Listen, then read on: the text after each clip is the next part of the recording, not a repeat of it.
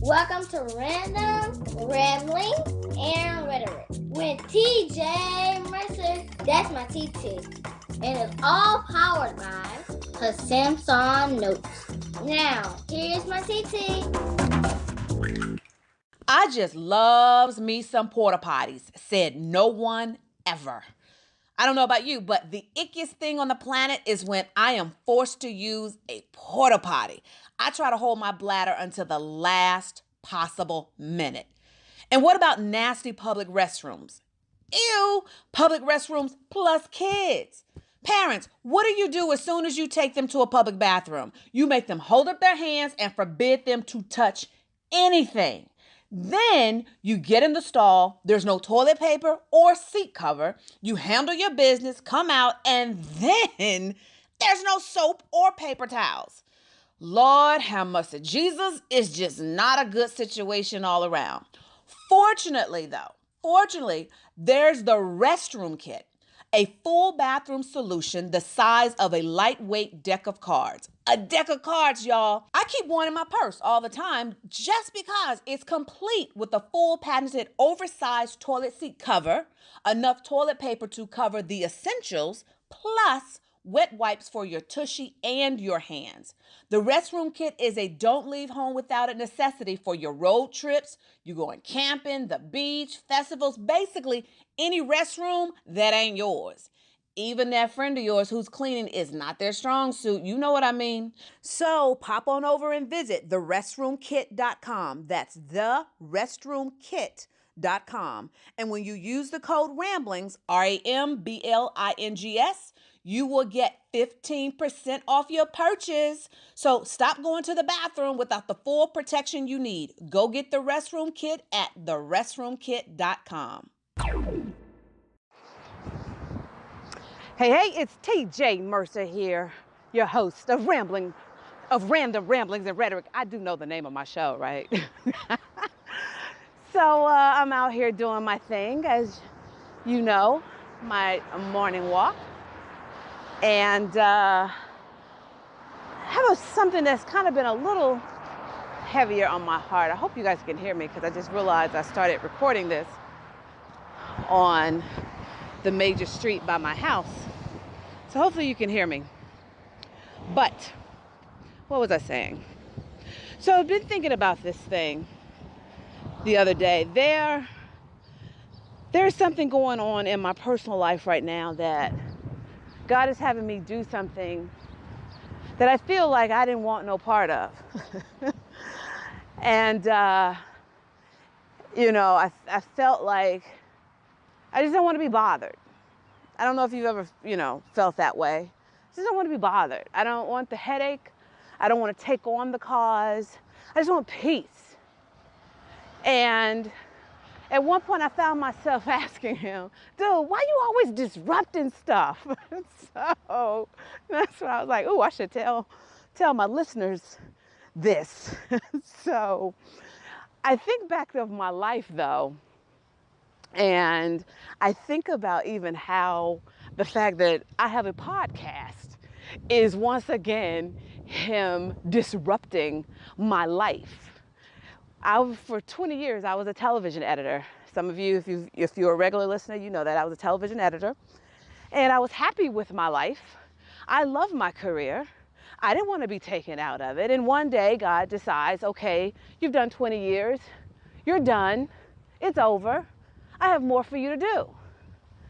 And I'm like, but I don't want no part of that plan. You'll notice that this is something that God, this is normal how God and I get down. Like, I don't want no part of that plan. I like what I was doing. But if nothing else, I'm obedient. You've heard me say that. I'm more concerned about my obedience than my comfort. So if nothing else, I am obedient. It may take me a minute to get to the obedience, but I'll eventually get right and get there. So fast forward, I leave television. He tells me start Media Mavericks Academy. Okay, fine. Start Media Mavericks Academy. He tells me, I want you to do, I start Media Mavericks Academy on a DIY situation of I teach people how to book themselves in the media. without a publicist and without being a celebrity. And I'm coming up on somebody doing some sawing, so we'll get past that. Or I'll just speak a little louder just in case. But fast forward, I'm knee deep in really enjoying Media Mavericks because that's my history with him. He'll tell me to walk away from something and I don't want a part of it, and then I end up loving it. And actually, I can go take you back even before Media Mavericks, before I left television, when he told me to write my first book. I hate writing. I didn't want a part of that plan. But yet, I wrote it. It won all kinds of awards. It was downloaded almost 10,000 times in 2 days. It's called 40 Days Till 40, Life Lessons from the Ramblings of My Unfiltered Thoughts. It is on Amazon if you want to go get it. And so that's when I was still an editor. Then fast forward from that moment, he then tells me to, go do Media Mavericks. Media Mavericks, I'm here with a podcast. Like, I'm in the midst of building Media Mavericks and really enjoying it, having a great time. My Mavericks are killing the game. They're on ABC, NBC, CBS, Fox, The Doctors, Dr. Oz, Huffington Post, Psychology Today, Family Circle, radio shows, podcasts, you name it, they're killing the game. So I'm having a blast. As a matter of fact, at the time that I'm recording this, just yesterday, I have a client who I just booked for CBS and got him on the radar of Microsoft. So he's doing he's doing a podcast, not a podcast. He's doing a workshop with Microsoft. So yes, I'm a beast at this and I love it. So when he comes and tells me, okay, now I want you to launch this podcast, mind you, I've been knowing that this was coming for about 3 years. My friends have told me, you need to do a podcast. And I know that was God's way of just kind of planting the seeds through them. So then one day he finally tells me that it's your time. It's time to start the podcast. And so this next thing that he just gave me, I'm like, dude, I'm already busy. I'm already doing stuff. Why you always gotta be disruptive? And so then it reminded me of the stories in his word. Everything pretty much that God did that was just magnificently great came out of disruption. You think about Abraham out there minding his own business, doing his thing. God just one day abruptly interrupts him and it's like, yo, I need you to actually pick up everything you own and bounce. I ain't gonna tell you where to go either. I just want you to bounce. Like, yo, what? Moses. After Moses had killed the Egyptian, I believe he killed the Egyptian because he was abusing a slave. He took off and started living in, good morning. He took off and started living in somewhere, I don't remember. But he had built a whole life, and was doing his thing with his life. And here come God.